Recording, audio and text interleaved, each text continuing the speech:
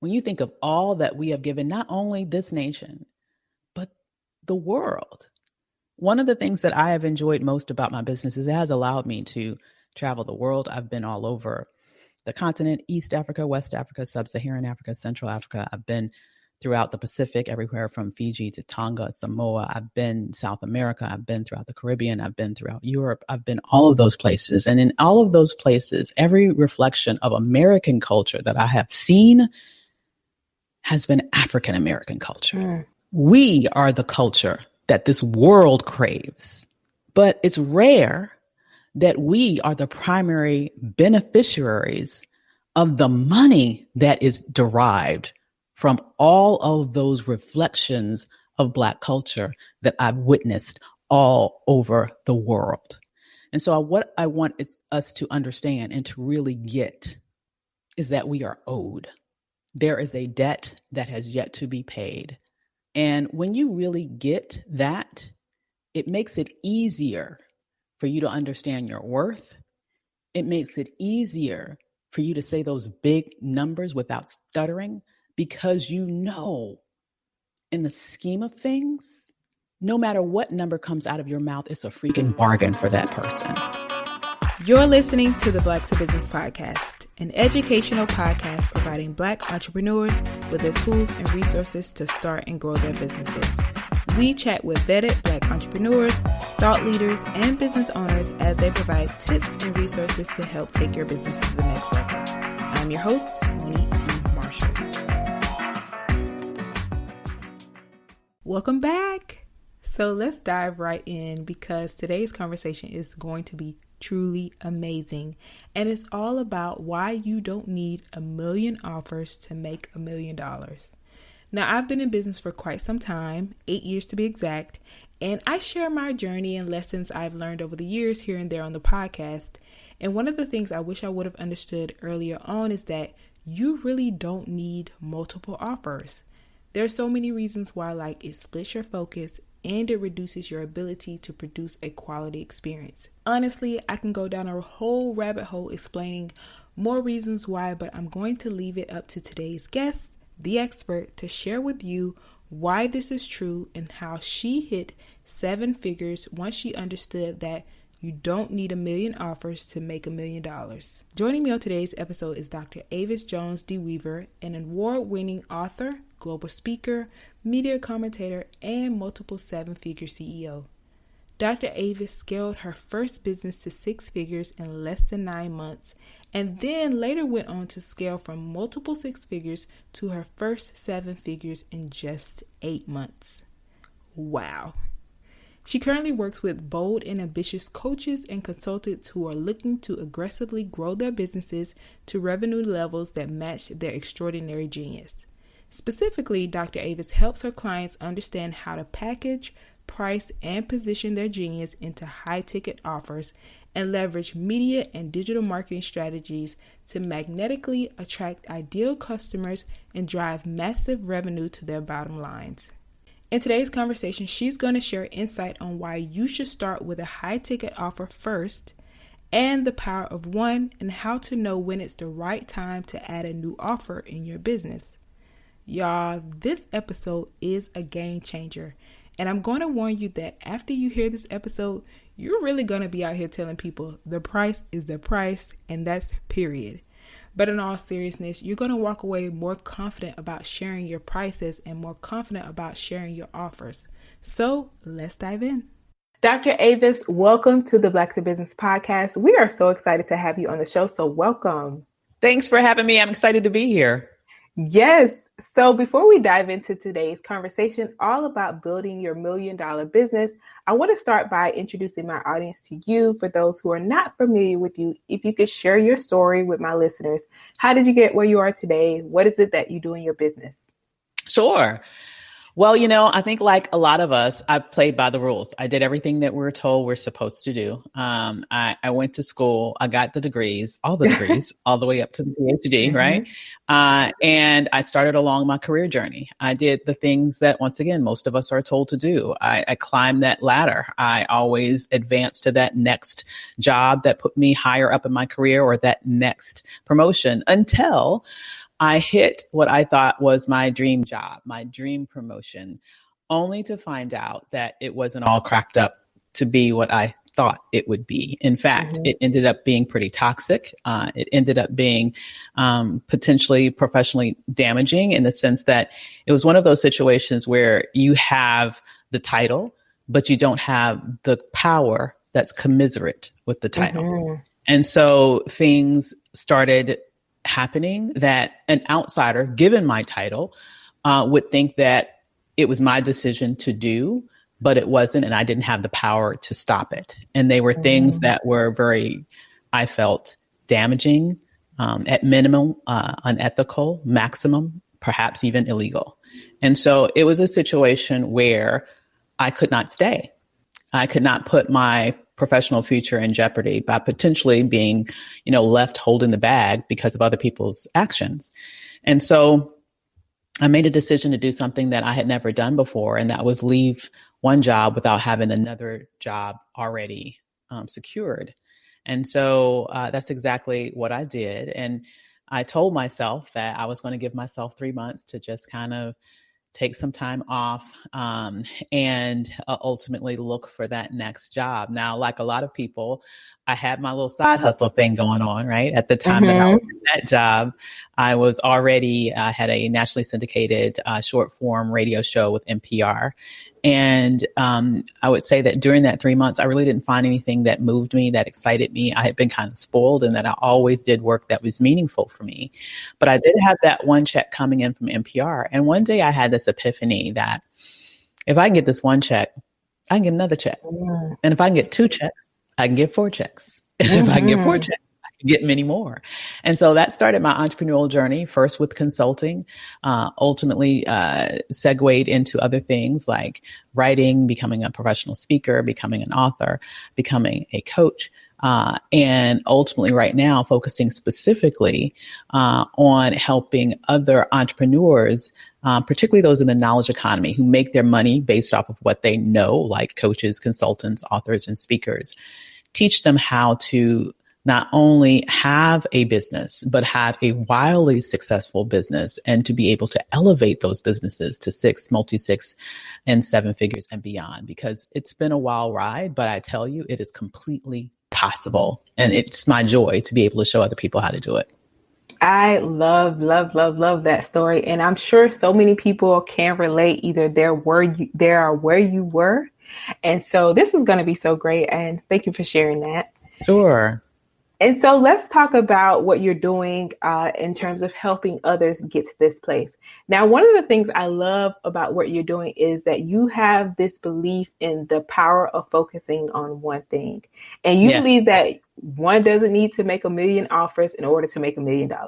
So tell me why this is true, and how do you know it's true based on your experience? Girl. Honey child. This is honestly, this is the gem of this episode. Okay. I'm going to put it out there right now. Okay. Because I primarily work with Black entrepreneurs. And if there's one thing I know for sure, it's that Black people know how to work. Period. We have been working forever. We built this worldwide economic powerhouse called America off of our labor. So we know how to work. And what we often think then is that if we work more, we'll get more. And so it seems counterintuitive to think that if you work less, that is the way to get more. But it is. And let me tell you how I know. So when I first started my business, my first goal was to replace that income I just left. Okay. Yep. That was the first goal. Okay. So I had left a pretty decent nonprofit executive position where I was making towards the mid 100s. And so that was my first goal, to match my previous salary. I had, unfortunately for me, I guess, it happened around the same time that I had left my husband. It must have been my leaving season. Right? So here I was, recently divorced with 2 little boys I had to take care of really on my own. And I had left this job. And so it was very important for me to, as quickly as possible, replace that income.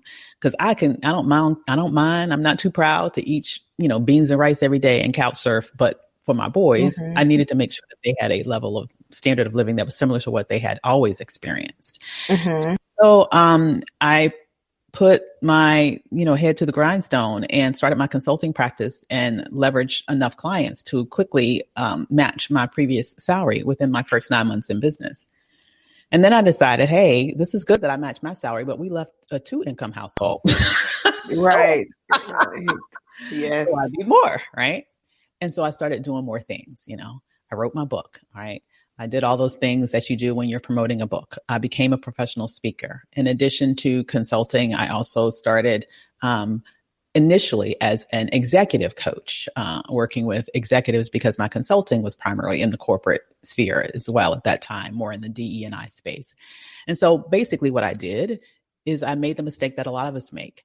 I just started piling more things on my plate, right? Now, yes, I did make more money. That took me from 6 figures to multi-6 figures. But I want to tell you, I was tired, y'all. Okay. I can imagine. A sister was tired. Okay. Tired. Okay. So I was working, y'all know what it's like. You working easily 10-hour plus days. You're working nights. You're working weekends. You're working holidays. Hell, what is a holiday? Okay. You working all the damn time. Okay. And, it struck me one day, number one, I'm doing all this because I want to be with my boys, but can I really be with my boys if I'm working all the damn time? You know what I'm saying? So what is it all for? Right. And so I had to have my own little personal come to Jesus moment and say, what do you really, really want to do, Avis? What do you really love? What do you think is aligned with your reason for being here? And of all the things that I did, what I loved most was the coaching. I loved working with women, especially Black women. But I also do have male clients, I would like to say, smart brothers who aren't, who like to be around smart sisters. Okay. Right. And so, I just love my clients and I just wanted to do more of that. And by this time, I was making the segue from executive coaching to somewhat of an intersection of media coaching and business coaching. Right. And so I said, well, I want to do that. But at the time when I made that decision, honestly, that was not the big money maker on my plate. Okay. The big money maker was the corporate checks. Let's just be real. Okay. I was a little annoyed that despite what I was doing in the DE&I industry, and I think that a lot of people in this industry would probably give an amen to what I'm about to say, I really questioned the commitment of those companies to really do what they claimed that they cared about when it came to diversity, equity, and inclusion. They're all on board when it's talking about unconscious bias training. Oh, yes. Because they can't help that because it's unconscious. Right. Right.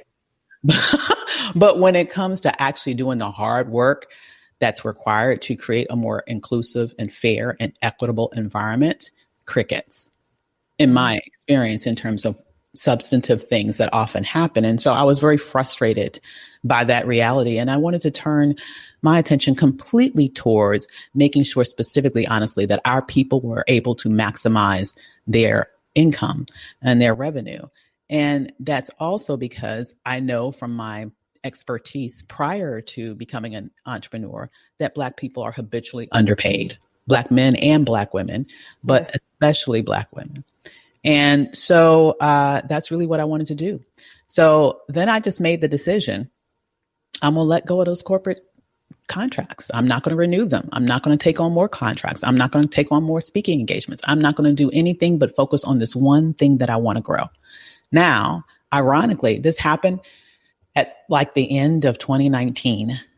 And so I start 2020 with this decision, knowing that I am shifting my focus now. I also know that I need to shift how I acquire clients, and I need to get more clients to make up for the revenue that I'm letting go of, right? Because I'm letting go of those corporate checks. Right. And so I made a very huge investment, a coaching investment, because I always believe in professional development. I've had coaches continuously for the past 10 years. because I understand that when you invest in your mind, you will always get that back, right?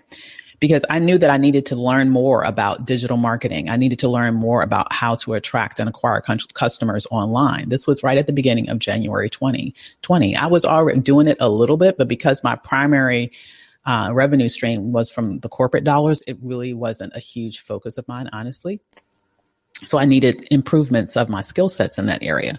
So I made a huge, like $50,000 investment to really learn this and learn this quickly. Wow.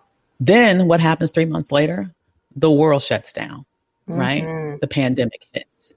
And right at a moment where many business owners are questioning whether or not they'll even have a business anymore, because I had invested in myself and acquired those new skills. And even more importantly, even before that, I had made the decision to go and focus exclusively on the thing that I loved most.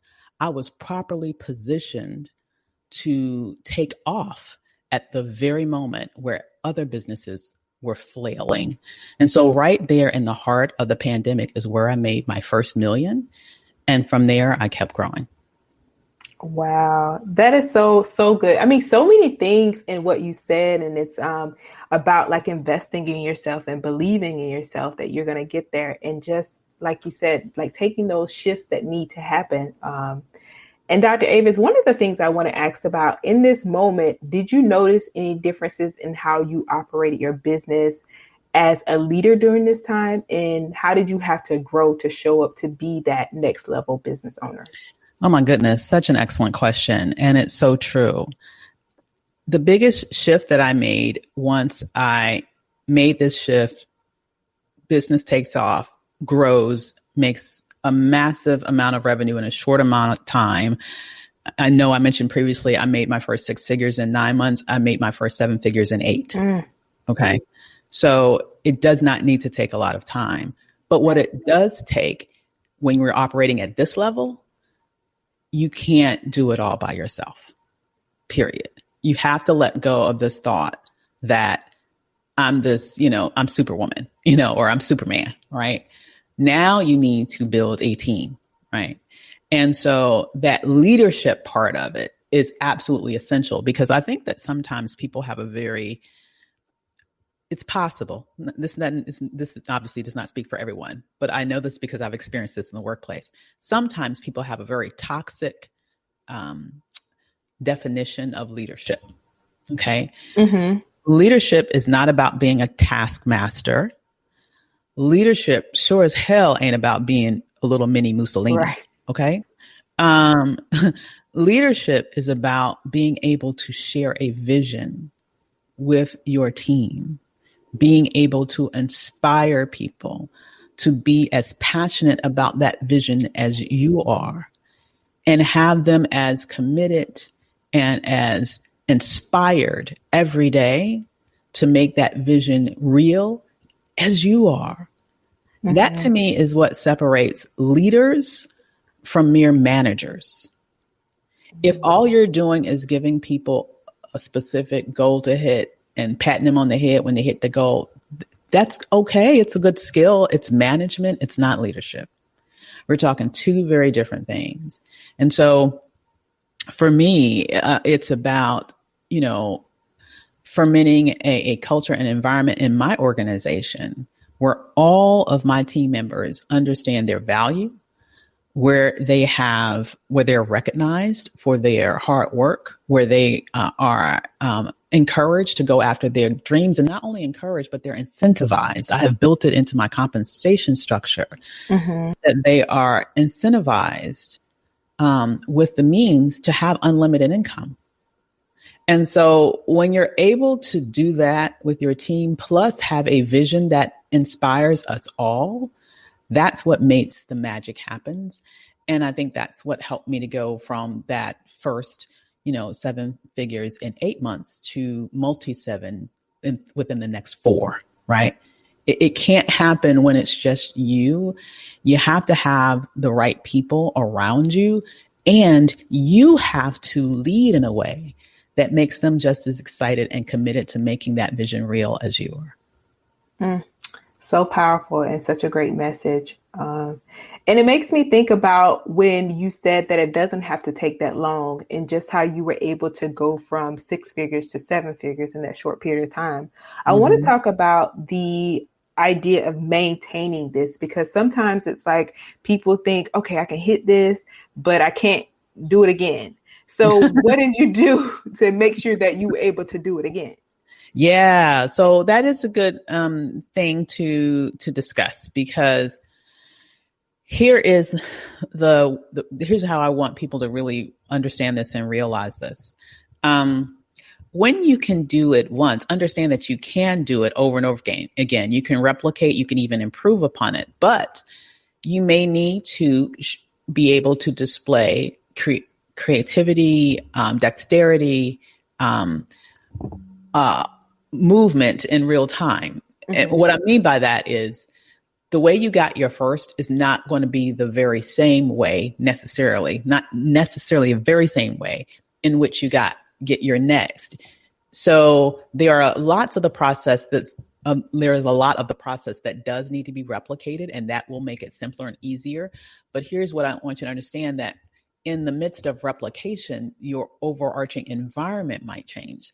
So you might need to do a few tweaks in your marketing message. You might need to do a few tweaks maybe in some of your offers in order to meet the market in terms of their desires. But the methodology that you've implemented previously that's gotten you there, that's a proven tool.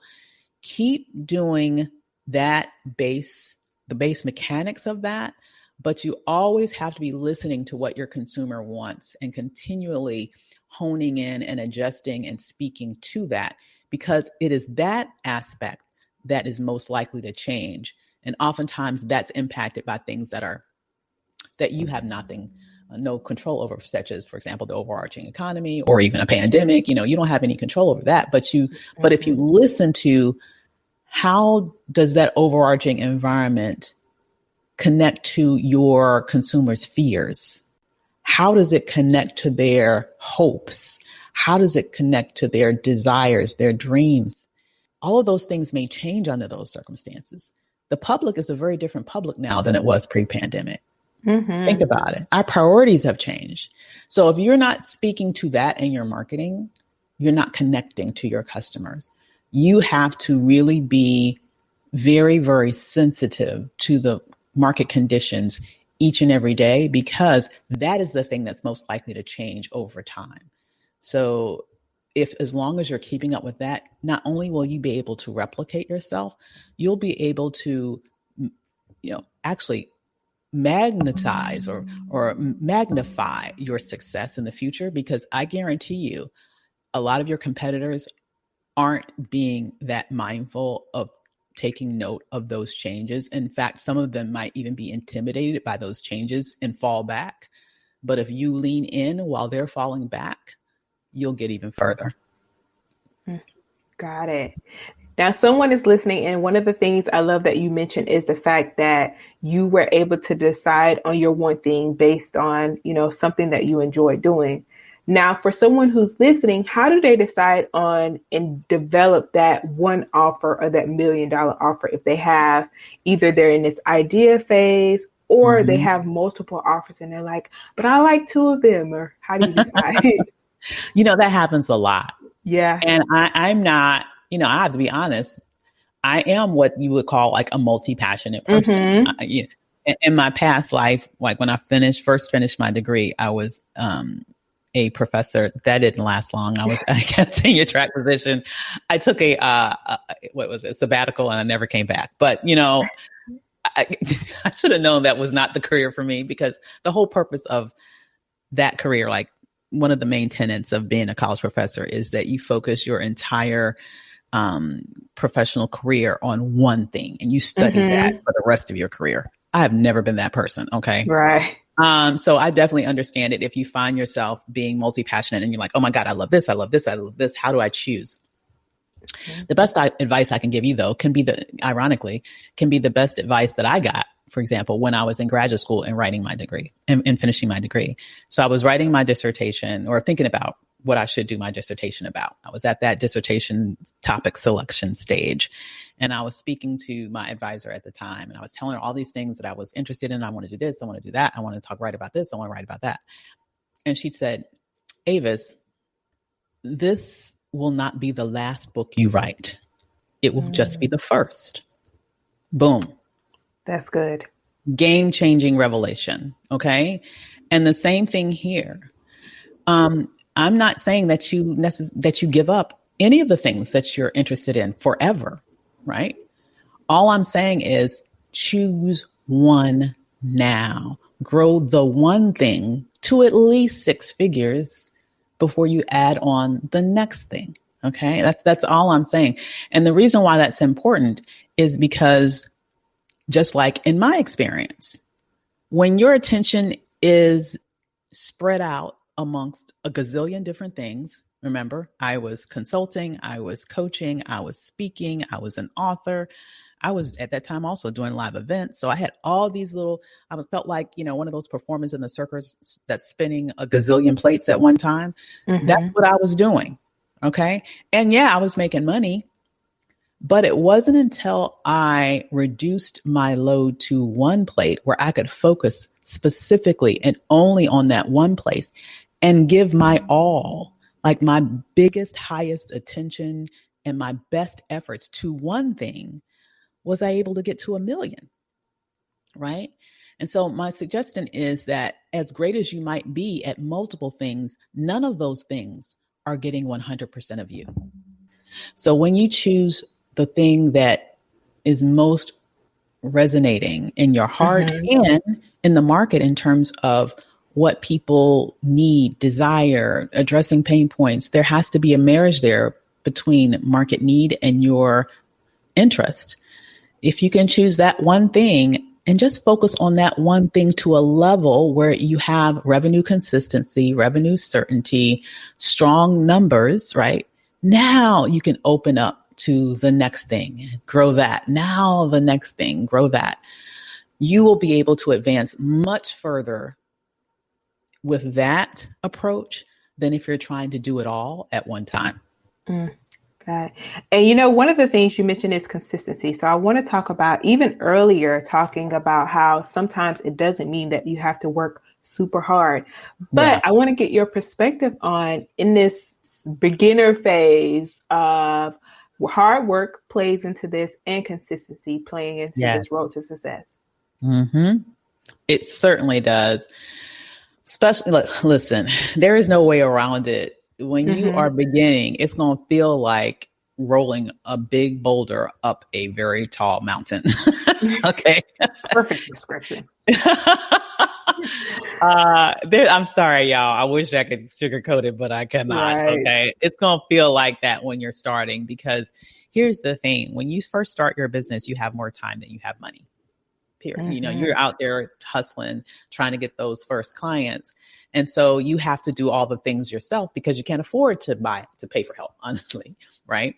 So you're doing all the things at the very beginning at that startup stage to get your business off the ground. And you will make mistakes. That's why it feels like that boulder, because it'll go up a little bit, then it'll roll back, then it'll go up a little bit, then it'll roll back. But that's okay, because those are all learning experiences. So you'll learn from those mistakes. Okay. As soon as you can along that journey, I would suggest that you invest in getting some support in terms of guidance, like a mentor, because I have to tell you, one of the very first things that I did when I first started my business, as soon as I could afford to hire a coach, I did. Because although I knew my subject area like the back of my hand, I knew what I was doing. For example, the service that I was providing in my business, I knew that like the back of my hand. I did not know how to run a business. That is a completely different skill set, right? And like I said, I have a PhD. I'm not trying to go back to school. Okay. Same. Yes. I got my last degree, girl. I ain't trying to go back. Okay. and even if I did, in all seriousness, being a former college professor, I understand professors. The people that you learn from in college, 99.9% of them have never done what they are teaching you about. Please hear me on that. I mean, my oldest son has an MBA. I love him. He's doing great. He's just finished last year. He started his career, but he also worked with me from the very start in my business. Before he left my business to pursue graduate school, he was the top salesperson on my team. He now is the only Black person and the youngest person in the sales division of a major corporation that he works in right now, which is in a Silicon Valley based organization, in which he and his team are responsible for bringing in $22 million per quarter. He just closed his first $600,000 sale the other day. Wow. Okay. My son will tell you that he didn't learn how to do that through his MBA. He learned how to do that through working with me and my business, where he got real hands-on experience of what it takes to run a business and what it takes to sell. And so when I needed to learn those things, I wanted to learn from somebody who had already done it, right? And so that's why I made that investment. But I say all that to say that as you're growing your business, it's going to take a lot of hard work. It's going to be a lot of long nights. It's going to be a lot of weekends. I mean, and especially if you're doing it while working another job, you're going to have to figure out, when can I consistently devote time and put it on my schedule to devote time to growing my business, while I'm in that job. I want you to think of your job as the side hustle that is funding your business. Do you hear what I'm saying? It's going to take that level of dedication. And when you commit to that, as soon as you make enough revenue, at some point, you're going to make enough revenue where you're going to have more money than you have time. When you get to that point, that's when you need to think about, how can I bring on at least some contractors, at least a virtual assistant, somebody else that can take some things off my plate that I don't have to do, but needs to get done, so that I could focus even more time on revenue generating activities. When you get to that point in your business, that's when you can start to free up a little bit more of your time, so that you're not doing all the things, but you're focused almost exclusively on the main things that it takes to drive revenue in your business. And that's going to get you to higher levels of success a lot faster. Got it. Sound advice. Now let's switch gears and talk about knowing your worth. So as you mentioned earlier, you were in that season of leaving, and you knew that you had to provide for your family. But one of the things I love that you also said is that there's this idea that you can have it all, and deciding like what it looks like. And you're a firm believer in that. So I want to talk about, why do you think it's true, and what does this look like, especially for someone who is in this phase and they're deciding, okay, what does my having it all look like for me? Yeah. Whew, that is so important that we understand that, first of all, we only get one life, as far as we know, right? We are here for a finite amount of time. There are no do-overs. All right. And so because of that reality, I think that it is so important that you are honest with yourself about the life you want, and then do everything within your the possibilities, within your power to go get it. So that means really taking the time. I mean, honestly, take some time out to, write on a piece of paper what I want. Like, create a list of your desires, your dreams, your aspirations. I mean, people think of this as a bucket list, but to me, that seems a little morbid in something that we tend to put off, like, right before I die, I'll do this. No, I mean, What do you want? Like, next year, next month, now, what do you want? And then how can you create the circumstances that will allow you to get it? The beautiful thing about entrepreneurship, to me, is that there are no limits. There is no ceiling. Like, when you work for someone else, maybe you'll get a cost of living raise every year if you're lucky. Maybe you'll get 2, 3, 5%. Maybe if you switch jobs, you might get now 10, 20% raise. Okay, that's good.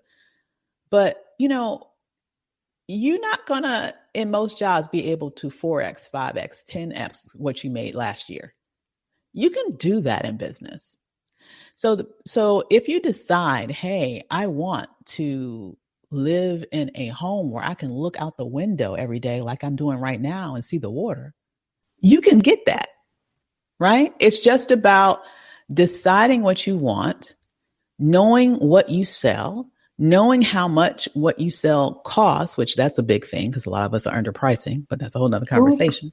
And then figuring out how many of those you need to sell to get what you want. It's that simple. It's just do the math and then do the work. And you can have it all. See, this conversation is good. It's flowing. It's really flowing because I think that, like you said, there are no limits. And one of the most important things I think is when you're thinking about this $1 million business is to understand, like you said, that you can have it all and you have to know that you're worthy of this. And you touched on it, but I want to dive into it. One of the reasons that people, I think, don't get there is because of that struggle with pricing and knowing that they deserve what they're asking for. So I want to ask you, the expert, what are some of the common reasons that you think people struggle with pricing? Honestly, I think the biggest thing, and I talk about this a lot with my tribe, like with my peeps, is that we don't even understand the value of our genius. And it's not our fault. We don't understand the value of our genius because our genius has never been valued in this country appropriately. Think about it. We come from a history of devoting nearly 2 centuries of free labor to this nation, right? Followed by the Black codes, Jim Crow, every bit of institutionalized racism and sexism you can imagine. And to this day, there are wage gaps across race and gender, and intersecting between race and gender in this nation. We've yet to experience what it's like to be paid fairly. It's never happened. When you come from a history of not even ever experiencing economic fairness, your bar for what you should be paid is already beneath where it should be. You don't even know what it feels like to be paid what you're worth. And so when we're in a situation where we have the freedom now to set our own prices, it feels funny. It don't feel right to say those numbers that have never been associated with our experience. And so this is honestly why a big part of what I do, I literally work on this each and every week with my clients, is mindset work around our money. And when I say around our money, I'm not talking about money management. That is very important too. But I'm talking about expanding your mind around what you deserve, how much you're worth, the numbers that you can say out of your mouth when you're talking to a potential client without stuttering. That's what I'm talking about. And for us, it's really about us getting to the realization that we deserve more. Here's what I want, especially your listeners, to understand. There is not enough money on this planet to pay you what you're worth, period. When you think of all that we have given, not only this nation, but the world. One of the things that I have enjoyed most about my business is it has allowed me to travel the world. I've been all over the continent, East Africa, West Africa, Sub-Saharan Africa, Central Africa. I've been throughout the Pacific, everywhere from Fiji to Tonga, Samoa. I've been South America. I've been throughout the Caribbean. I've been throughout Europe. I've been all of those places. And in all of those places, every reflection of American culture that I have seen has been African American culture. We are the culture that this world craves. But it's rare that we are the primary beneficiaries of the money that is derived from all of those reflections of Black culture that I've witnessed all over the world. And so what I want is us to understand and to really get is that we are owed. There is a debt that has yet to be paid. And when you really get that, it makes it easier for you to understand your worth. It makes it easier for you to say those big numbers without stuttering, because you know, in the scheme of things, no matter what number comes out of your mouth, it's a freaking bargain for that person. Because it will not be what you are worth. You're worth more. Woo! I want to say, my God. That was a take me to church moment. I was over here with the church lady screw face. because you are so right. So right. And I just think about, like you said, that mindset piece of it. And it's something that's, we deal with on a daily. And so I want to ask you, Dr. Avis, what would you say to someone in telling them, who do you have to become in order to reach this level in your business, that 7-figure and beyond level?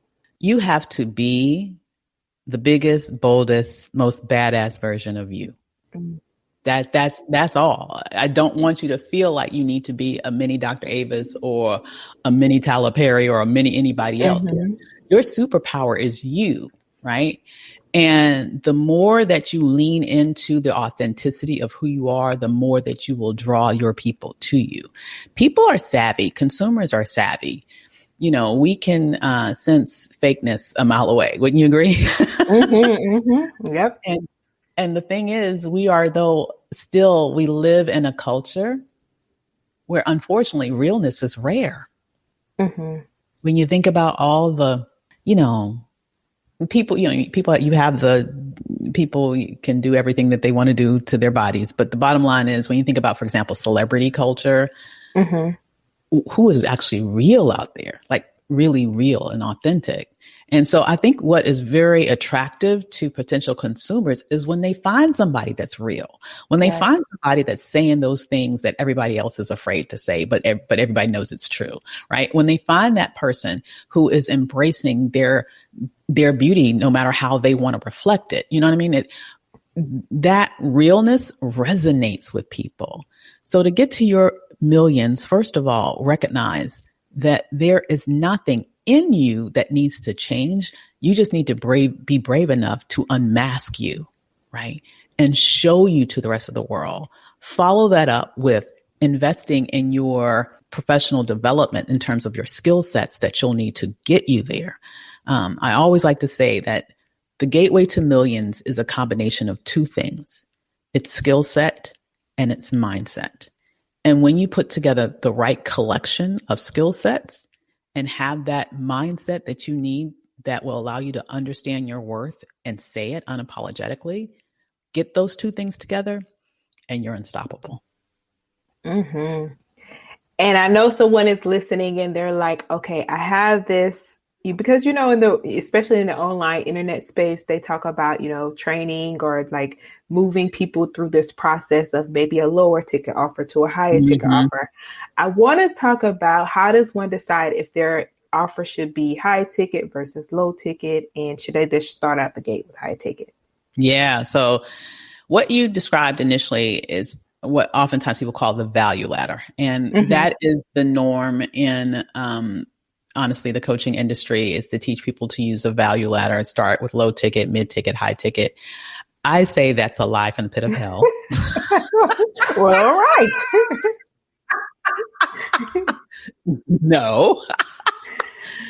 I train my clients to turn that value ladder upside down. We start high ticket. And let me be very clear about why you want to start high ticket. When you are just starting off, you have your lowest reach in terms of the number of people who know about you, know about your brand, right? And when you have a small reach and you want to make big money, you need to sell high ticket because you can sell fewer of those and still make good money. So for example, if you are selling high ticket, which to me, that's a minimum of a $10,000 offer, and you want to hit 6 figures, then you only need to sell 10. You only need to sell $10,000 offers to make $100,000. Okay. And then as your brand grows, as more people know you, as you have more followers, maybe one day you'll have 100,000 people on your email list. Great. Now you can have that low ticket offer where you're selling something that's, $100, and you can get 10,000 people to buy it and you'll be good. But you don't have that reach yet. So you want to start with the high ticket offer. Now, if you were to go in the traditional direction and, you start at low ticket, and instead of selling something for $10,000, say that you're selling something for $100. Instead of having to only sell 10 of those to get to 100,000, you'd have to sell 1,000 of those. Which would you rather do? And let me just lastly say, it's not easier to sell a $1,000 thing than it is to sell a $10,000 thing. So honestly, it really isn't. In many ways, I would argue it's easier to sell a $10,000 thing if you target your market correctly and you're speaking to high ticket buyers because they understand quality and value and they're willing to pay for it. If you're trying to beg and plead for somebody to pay $500, $1,000 to people, or $1,000 to you, that's a market that it's going to be just as hard to sell to them, probably even harder than a high ticket market. So why not just focus on first starting off by asserting yourself as a leader in your industry, providing a quality service, pricing appropriately, going after those people who are ready, willing, and able to buy. And guess what? You end up saving yourself time because you're serving less people. So my pricing structure is what I call the $1 million pricing structure. And it's completely the inverse of the value ladder. This is about starting high ticket and only going low ticket when you have the following to support it. I love that. And so you did touch on the fact that you have to find those high ticket buyers. Yes. Now I want to dive deeper into that because people are like, how am I going to find these people to pay for this? And you already walked us through this mindset. Yes. It's a bargain. Either way, it's a bargain. Yes. So how does one decide who it's for and how are they going to find these people? Yeah. Now this is the big equation. This is true. Not everybody is a high ticket buyer, and that's okay. But you need to position yourself so that high ticket buyers will be attracted to you. Okay. And there are several different things that you need to do to make sure that happens. Number one, you need to make sure that you have a high ticket brand, meaning that you got to look like money online. Now, this doesn't mean that you need to be wearing like gold chains or like looking like a rapper. Okay. It just means, for example, you need to have professional headshots, professional photography, professional brand photography, period.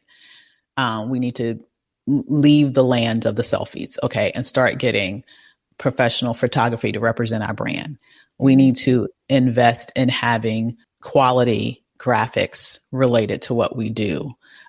We need to make sure that we are speaking in ways in terms of our brand messaging in ways that will speak to the high ticket buyer. We need to show up as a leader in our industry, a thought leader. We need to show up in places where our competition can't, right? That's why with my clients, I focus not on helping them with their digital marketing strategies. I also related them marketing strategies that would get them in the traditional media. Because at the end of the day, everybody and anybody can be on Facebook, Instagram, LinkedIn. I mean, I love those places. I'm there too. But not everybody can show up on, their favorite television show or podcast or radio show, right? And so it's about being in those places where your competition can't. That also sets you apart, but also being strategic about showing up in those places where the high ticket buyer is, right? So making sure that you have that strategy around being in the right places, being in exclusive places, and showing up in those places in ways that are appealing to the high ticket buyer. That is the secret. Because at the end of the day, the high ticket buyer is looking for quality over price.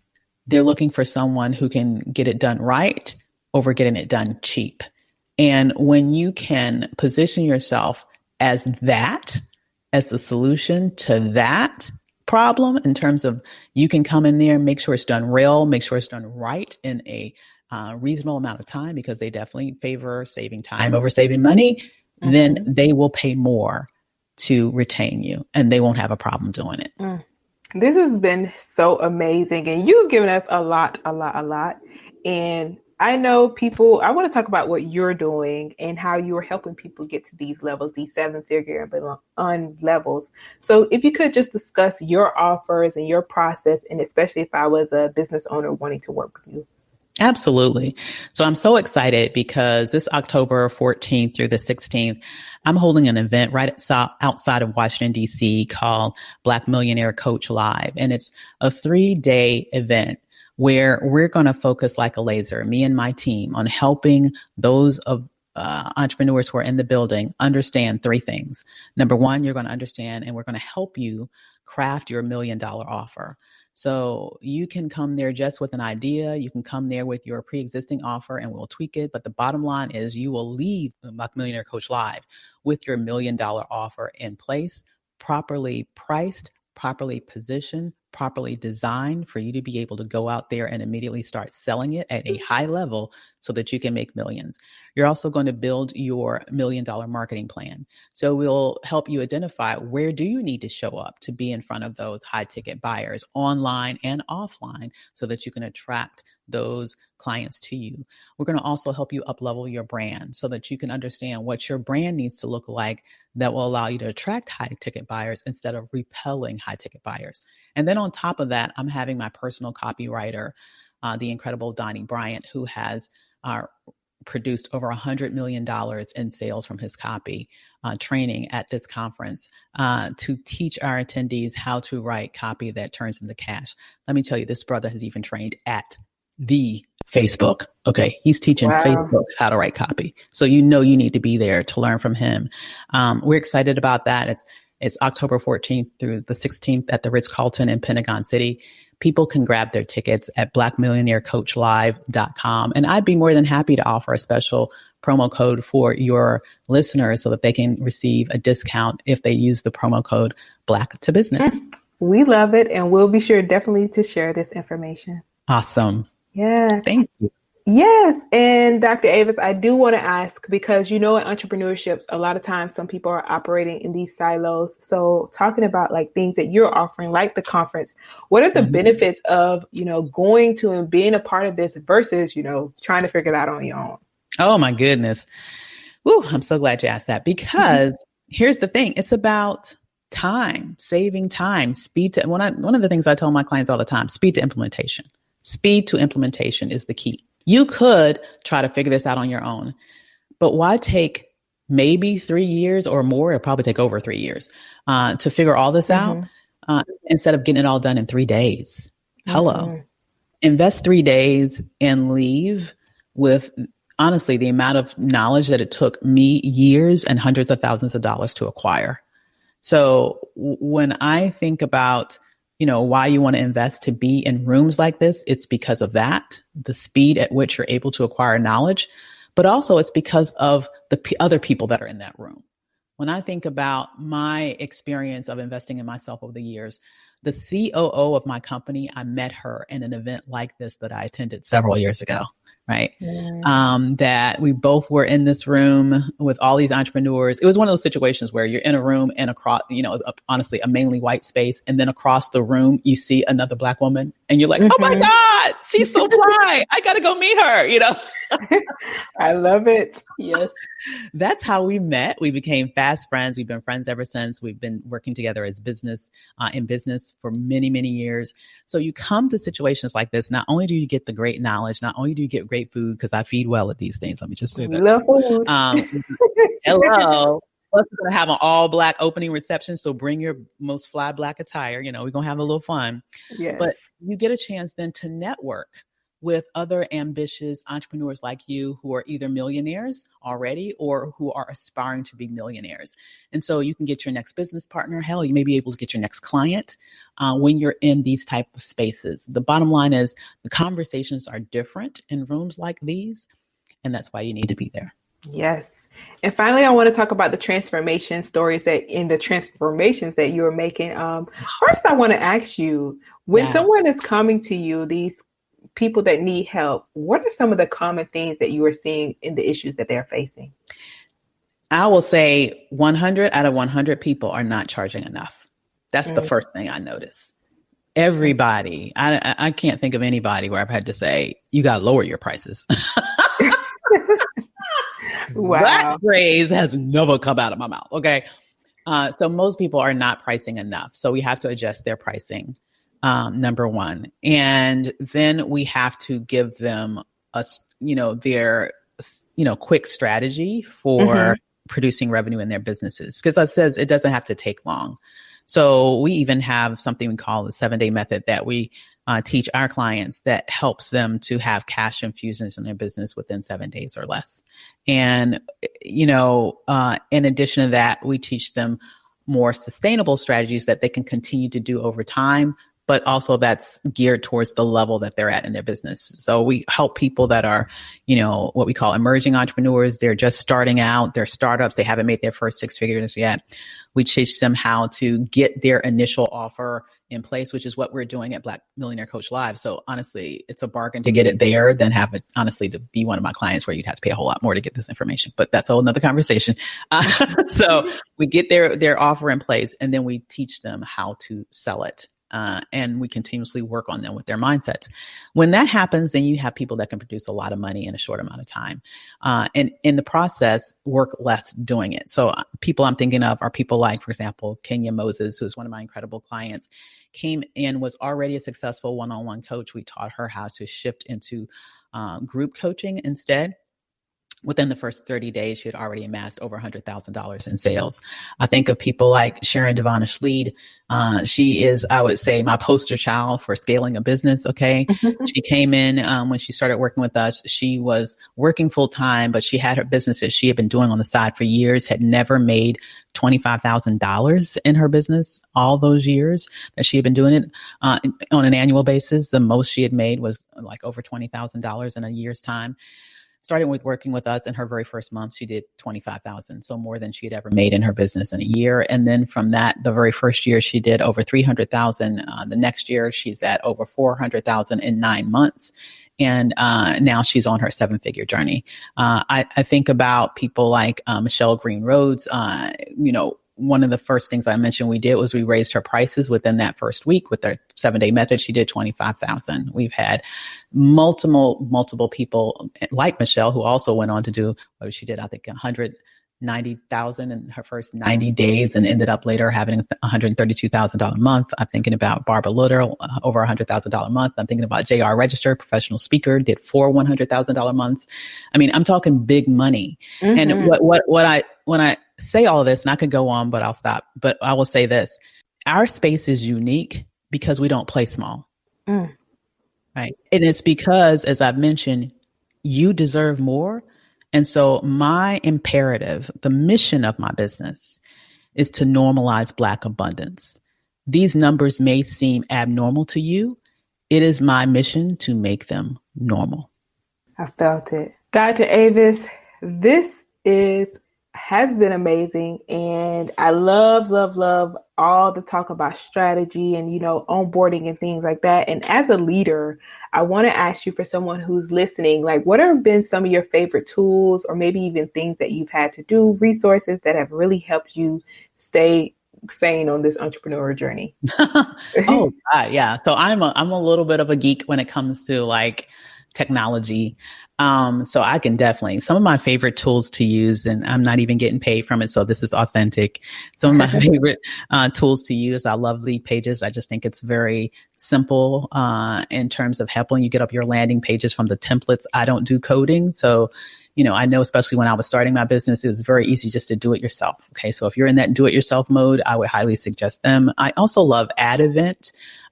Which is a program that if you have something that you are scheduling, some sort of sales event that you're scheduling and you're promoting it, when you use AdEvent, then you can send that link to people and it will put the date and time and link for your event on their calendar. So it will show up on their calendar, which I think is so important, because if you're like me, what gets scheduled gets done. If it's not on my calendar, it ain't happening 9 times out of 10, right? So it helps improve show up rates, right, for your events. I am in the process of, changing my customer, my CRM, but I'm excited about switching over to HubSpot, and I see the capabilities of that. But right now, I would say that obviously Calendly, everybody in this business needs to have a calendar system where people can make appointments for them. I love Calendly. Not only because of what it does, I also love that it's Black owned. So, to me, those are just some very basic tools. And HubSpot is maybe a more advanced one, and it's a little bit more expensive, but there are lots. You need some sort of program that you can use to grow your list and to be able to email your people. So there are a lot of much less expensive, but very good programs. So you just need something in that space. But if you supplement that with a lead pages, with an ad event, with a Calendly, I think those are the bare bones basics that most people who are coaches or consultants need in place. And they're inexpensive, honestly, for you to be able to run your business and run it quite well. But also, obviously, payment processors, you need to be able to take the money. Yes, definitely. And I'll be sure to put those in the show notes. And what would you say to someone who's in their first year of business? What advice would you give them? Keep going. There is no such thing as failure. Okay. There's only learning. So as long as you keep going, you will never fail. Quitters never win, winners never quit. Keep going. Yes. And speaking of keeping going, I want to talk about one of the things, the best risk that you've taken in this journey. So what has been the best risk that you've taken? The best risk that I took, honestly, was letting go of those corporate contracts, not making that decision. And that was the scariest one. Mm-hmm. That was the scariest risk. That was scarier than all the, like $50,000 plus investments that I've made for coaching. Okay. And the reason why I say that is because when I invest in a coach, I'm investing in that person because I have seen evidence that what they do works. And so to me, the consideration is not if it works, the consideration is, will I do the work? And I have supreme confidence in me that I'll do the work. So to me, those are never really, I don't even think of those as risks anymore. I don't think of coaching investments as risks because I believe in me to implement. Okay. But to me, the risk was letting go of what I knew was a successful consulting practice to go all in on the part of what I was doing that was making a fraction of the money. That was the biggest risk I've taken in my business, but it had the best payoff because now not only have I built this very successful business, I've built a business doing what I absolutely love, working with people that I absolutely adore. I love my clients.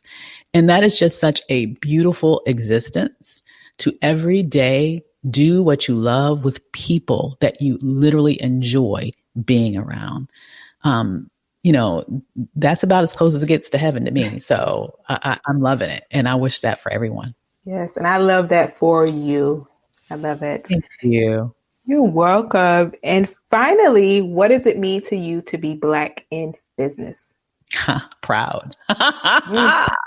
Proud. I just think that, first of all, I'm thankful for you for this platform. I think it's so important that Black people understand the power of business. As I mentioned, we have a history of being the labor for other people's businesses. Mm-hmm. And like Billie Holiday says, God bless the child that's got his own. It's time for us to have our own businesses. Let's do this. Yes. Such a powerful moment here. And people probably are wondering, how can they find you? How can they connect with you? And how can they continue to support you? So please share. Absolutely. So they can definitely find me at dravismentoring.com and get a broader sense of what I do. But most immediately, I would love to see you live at Black Millionaire Coach Live, October 14th through 16th in Pentagon City at the Ritz-Carlton. And you can go right now and grab your tickets at blackmillionairecoachlive.com. That's blackmillionairecoachlive.com. And if you use that promo code Black to Business, I have a special discount just for you. Yes. Dr. Avis, thank you so much. I am truly inspired by you, by this conversation. Fire was ignited in me, and I know people who are listening, same feeling. So thank you so much for pouring into us and doing what you do, and thank you for being here today. Thank you, dear. I really appreciate it. Ciao. This conversation was powerful.